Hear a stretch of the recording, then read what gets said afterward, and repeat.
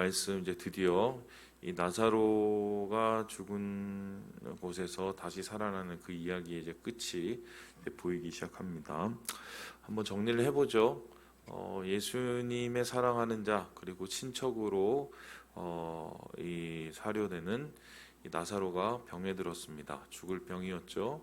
그래서 예수님께 와서 그 나사로의 병을 알렸고, 그런데 예수님은 나사로가 죽을 것을 이미 직감을 하고는 일부러 이틀이나 더 늦게 출발을 하십니다. 결국 그 집에 도착했을 때 나사로는 이미 죽어 있었죠. 그래서 그의 여동생들인 이 마르다와 이 마리아는 예수님 앞에 슬픔을 고하면서 그래도 좀 아쉬움을 이제 분명히 얘기합니다. 좀 더 일찍 오시지 그러셨어요 라고 얘기합니다. 그런데 예수님께서는 이 사건의 시작과 끝까지 무엇이라고 얘기하셨냐면은 이 모든 것이 다 의도가 있다.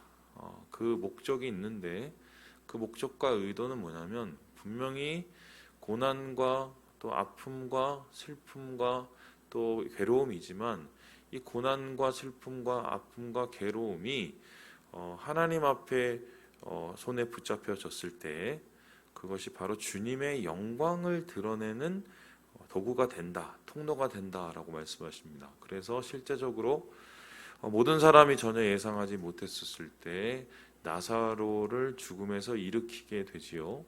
특별히 어제 우리가 보았던 그 장면은 더 눈여겨볼 필요가 있는데, 나사로를 살리신 그 장면 중에 예수님께서 먼저 믿음을 요구하시고 그리고 확신의 감사를 주님께서 요구하셨다는 것 기억하셔야 됩니다. 그래서 우리의 삶 속에서 이 나사로의 죽음을 통해서 우리도 역시 구원, 이 부활에 동참하기 위한 예수님의 역사, 그리고 우리에게 향한 예수님의 메시지를 다시 한번 고민해 보게 되었죠. 오늘은 그 말씀 이후의 이야기고요. 나사로가 살아났습니다. 그래서 이 소식이 예루살렘으로 퍼지기 시작합니다. 그런데 이 예루살렘으로 퍼진 소식이 누구의 귀에 들어갔겠습니까? 예루살렘의 지도자들, 특별히 종교 지도자들의 귀에 들어가게 됩니다. 이들이 이 나사로가 다시 살아난 소식을 듣고 고민을 하기 시작하는데요. 이렇게 이야기를 하고 있습니다. 우리 함께 47절의 말씀을 같이 한번 읽어보도록 하겠습니다. 시작. 이에 대제사장들과 바리새인들이 공회를 모으고 이르되 이 사람이 많은 표적을 행하니 우리가 어떻게 하겠느냐. 감당이 안 된다는 거죠. 이 소리 속에는 뭐 있습니까? 이제는 우리의 손을 벗어날 정도로 사람들의 지지를 받을 수밖에 없다. 큰일 났다 얘기를 합니다. 왜 예수님께서 사람 살리는 게 이들에게 그렇게 큰 일이었을까요? 사실 이들에게는 속마음이 있었었는데요. 48절을 보면은 그 속마음이 아주 더럽게 드러나고 있습니다. 제가 읽어볼게요. 만일 이대로 두면 모든 사람이 그를 믿을 것이요. 그리고 로마인들이 와서 우리 땅과 민족을 빼앗아 가리라 하니. 그러면은 이걸 잘 봅시다. 유대인들은 모두 메시아를 기다렸습니다. 그죠? 메시아는 다시 오실 다윗의 자손이요. 다윗의 왕국을 다시 재현할 왕이죠.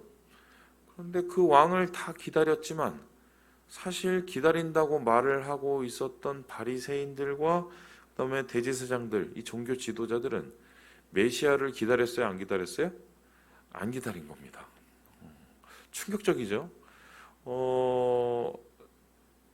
메시아가 오면은 예언에 따르면은 그들을 로마의 이 소나기에서 벗어나게 할 뿐만 아니라 그들에게 자유와 해방을 준다고 그들이 믿었었는데, 말로는 믿는다고 했는데 속으로는 싫어한 거죠. 왜 이랬을까요? 잘 보면은 분명히 그 이유가 나타나 있죠. 빼앗아 가리라. 그죠? 빼앗아 가리라. 우리가 가진 것을 뺏길까봐 그런 겁니다. 특별히 여기서 말하는 우리라는 것은 모든 민족을 걱정하는 듯하나 사실은 이 종교 지도자들을 뜻하지요.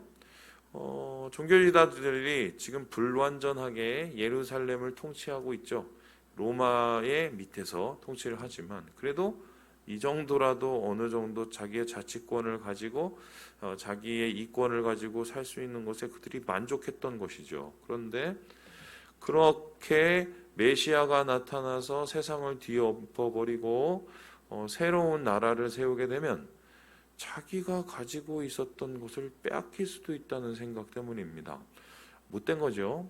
그런데 이 못된 생각이 우리가 그냥 나쁘고 못되다고 탓할 수 없는 게 우리 마음 속에도 사실 이런 마음이 도사리고 있을 수도 있단 말입니다. 목사님 무슨 뚱딴지 같은 소리입니까? 이렇게 얘기할 수 있지만 이런 거예요. 주님의 역사, 또 주님이 보여주실 놀라운 부흥, 또 회복, 이런 거에 대한 우리가 기대와 소망이 다 있는데 한편으로는 어쩌면 내가 그것 때문에 희생을 하거나 내가 그것 때문에 뭔가 변해야 되거나 내가 그것 때문에 뭔가 돌이켜야 되는 문제가 있으면은 우리의 육신적인 본능이 말은 좋고 바라고 소망한다고 얘기하지만 싫은 거죠. 이런 겁니다. 꿈쩍하기 싫은 겁니다. 우리는 개혁주의 신앙이에요. 개혁주의 신앙. 개혁주의 신앙이 왜 개혁주의 신앙이냐? 칼빈이 우리 이 장로교를 세웠을 때 특별히 종교개혁의 정신 위에 세웠기 때문이에요. 종교개혁의 정신은 무엇이냐? 매일매일 개혁하는 겁니다. 그래서 그 매일매일의 개혁은 뭐냐면 말씀으로 돌아가는 거란 말이에요. 원래의 주님이 원하신 그 처음의 모습으로 돌아가는 게 이게 개혁인데요. 그런데 말로는 개혁이라고 얘기하고 매일매일 개혁해야 된다고 얘기하고 세상에 이것저것 뭐 다른 교회에 이것저것 얘기하면서 이것 고치고 저것 고치고 이렇게 얘기하지만 사실 그 개혁은 어디서부터 시작이 돼야 됩니까? 나부터 시작이 돼야 돼요.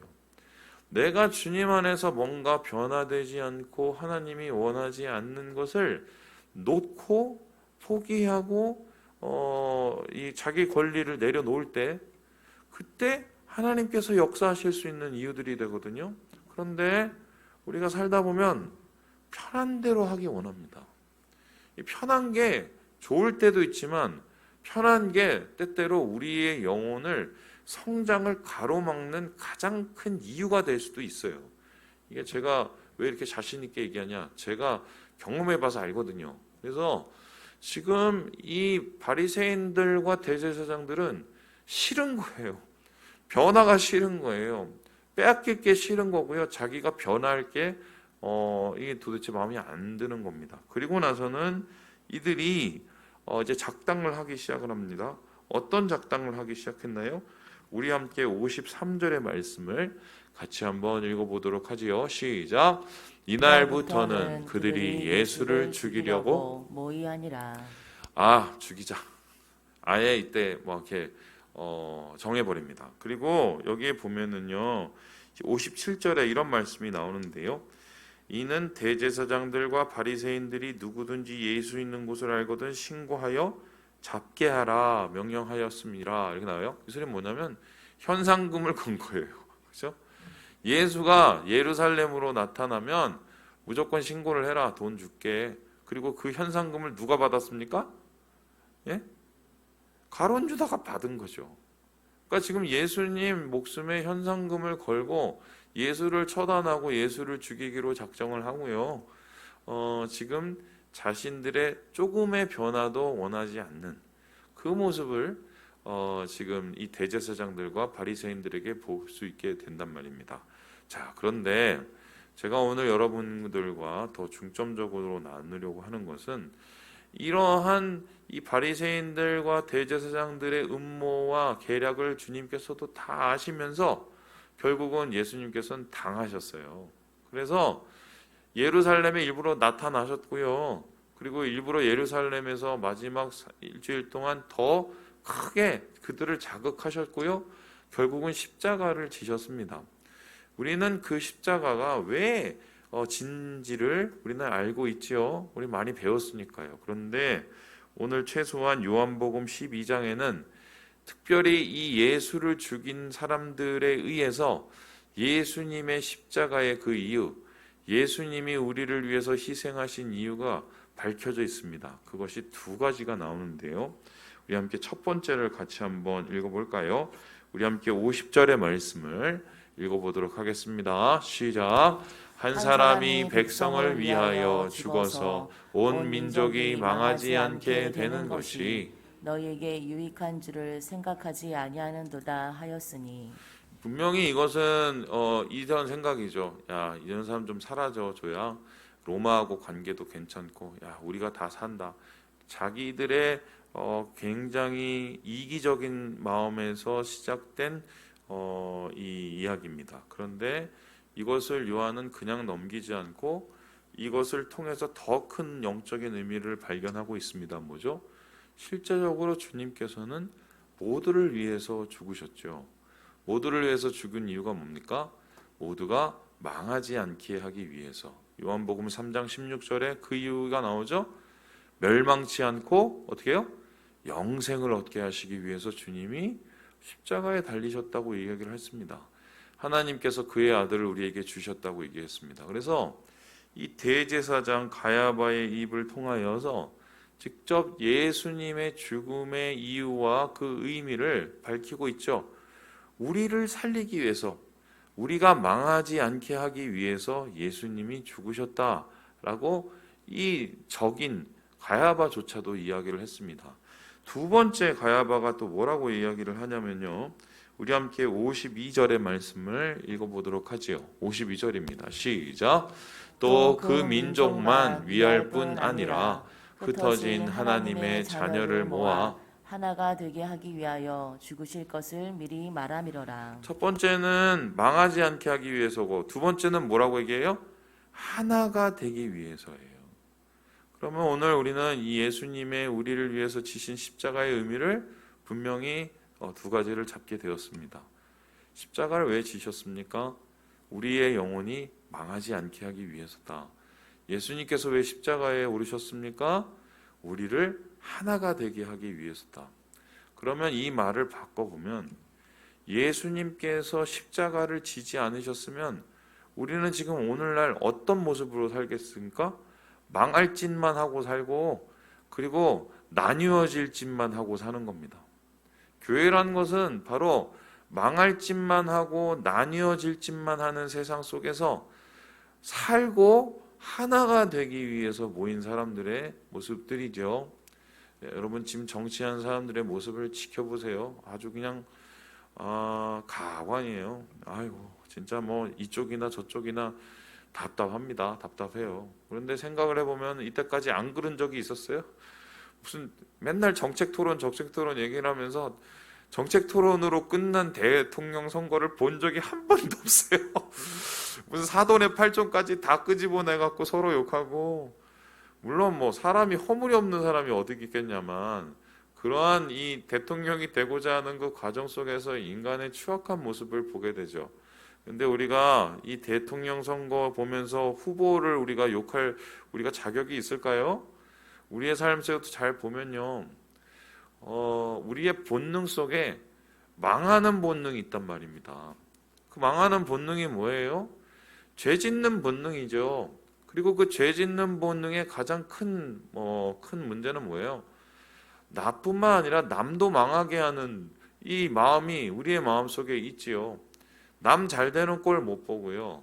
나보다 더 나아지는 꼴을 못 보고요. 그리고 정말 누군가를 위해서 축복하는 마음을 갖기가 정말 힘든 게 이게 바로 사람입니다. 이게 바로 추악한 우리의 인생이지요. 그런데 주님께서는 이 인간의 이 죄, 아담의 죄 이후에 죽이고 그리고 끊임없이 망했던 이 세상의 사람들의 역사를 뒤바꿔 버립니다.